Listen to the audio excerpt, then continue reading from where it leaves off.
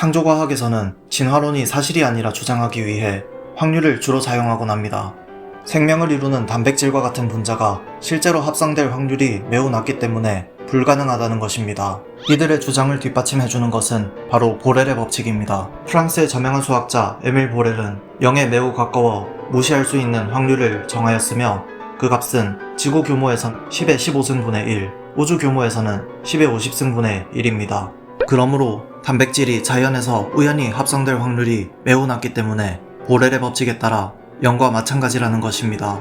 일어나지 않을 사건은 절대 일어나지 않는다는 보렐의 법칙은 그 내용도 놀랍지만 더욱 놀라운 사실은 이것이 학술적인 내용이 아니라는 것입니다. 보렐은 그에 져서 확률과 삶에서 무시할 수 있을 정도로 작은 확률에 대해 언급한 적이 있습니다.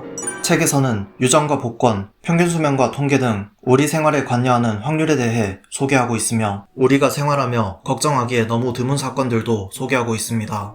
보렐이 살던 당시 프랑스의 수도 파리에는 수백만 명의 인구가 있었으며 교통사고 사망률은 약 100만 분의 1이었습니다. 교통사고는 분명히 일어나는 사건이지만 우리 중 대다수는 평생 겪지 않을 수도 있는 매우 드문 사건인 것입니다. 이러한 논리를 확장해서 지구 규모에서 그리고 우주 규모에서 한 번이라도 일어나기 힘든 사건들을 희박한 확률로 언급한 것입니다. 세계 2차 대전 이전에 인구수는 10억 명이었으며 여기에 100만을 곱하게 되면 10의 15승이 나오게 됩니다. 우주적 규모에서 무시할 수 있는 확률은 관측 가능한 별의 수가 10억 개이며 인간이 그 별들을 관측할 수 있는 횟수가 10의 20승 회이므로 그보다 훨씬 작은 10의 50승이 채택된 것입니다. 즉, 이 수들은 확률에 익숙하지 않은 독자들의 이해를 돕기 위해 만들어진 수일 뿐 수학적으로 엄밀하게 계산된 결과가 아닌 것입니다. 책에서도 매우 드문 사건이라는 의미가 절대 일어나지 않는다는 것을 보장하는 것이 아님을 이야기하고 있지만 이런 맥락들은 무시된 채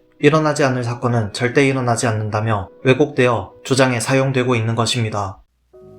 확률은 모든 경우의 수 중에서 특정 경우의 수의 비율로 나타나게 됩니다. 예를 들어서 동전을 던졌을 때 가능한 경우의 수는 앞면이 나오는 경우와 뒷면이 나오는 경우로 두 가지이며 두 사건 중 하나가 일어날 확률은 2분의 1이 되는 것입니다. 그러나 확률이 2분의 1이라는 것은 동전을 두 번 던졌을 때 앞면이 무조건 한 번 나온다는 의미가 아닙니다. 확률이 보여주는 것은 경우의 수의 비율일 뿐 그 이상 다른 어떤 것에도 관여하지 않기 때문입니다. 이해를 돕기 위해 다음 문제를 준비해보았습니다. 동전을 100회 던지기로 했으며 현재까지 86번 던졌습니다.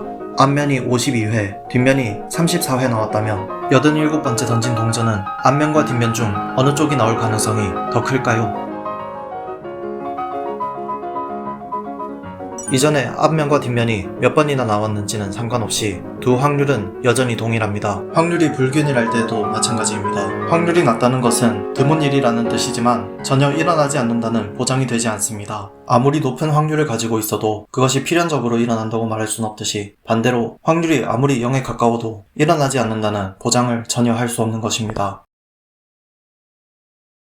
창조과학에서 보렐이 했던 말을 잘못 인용하며 일부 논문을 두고 진화론이 불가능한 것을 증명했다며 잘못 해석하기도 하는데 대표적으로 2007년에 쓰인 유진 쿠닌의 논문이 있습니다. 논문에서 우리와 같이 DNA를 전사하고 RNA를 번역하는 체계를 갖춘 생물이 출현할 확률을 10의 1018분의 1로 잡았기 때문에 사실상 생명의 발생이 불가능하다고 주장하는데 잘못 쓰이고 있는 것입니다. 그 확률이 어떻게 계산되었는지 확인하지 않은 것도 문제지만 더 큰 문제는 결론 부분에서 지적 설계론이 옳지 않다고 적어놓은 것을 무시했다는 것입니다. 보렐이 그의 책에서 언급한 내용들은 실생활에서 도움이 될 수 있습니다. 평생 한번 당첨될 수 있을지 알 수 없는 복권에 당첨되는 것을 전제로 계획하거나 집 위에 비행기가 떨어질 것을 걱정하는 사람을 우리는 비합리적이라고 생각할 것입니다. 지구 어딘가에는 그런 일을 겪는 사람이 있을지도 모르지만 그런 일이 나에게 일어날 것이라 기대하거나 혹은 걱정하기에는 우리에게 주어진 시간이 너무나 짧고 신경 써야 할 일은 많기 때문입니다. 그러나 자연 전체에 그 관점을 적용할 수는 없습니다. 우리의 삶은 드넓은 우주에서 일부분에 불과하고 기나긴 우주의 역사에 비해 우리가 존재할 수 있는 시간은 찰나에 불과할 정도로 짧기 때문입니다. 그렇기 때문에 보렐은 학문의 입장에서 그 이야기를 하지 않았고 법칙이 아니라 경험 지식에 해당하며 이것을 수학이나 과학에 적용하려 하면 오류가 생기게 되는 것입니다.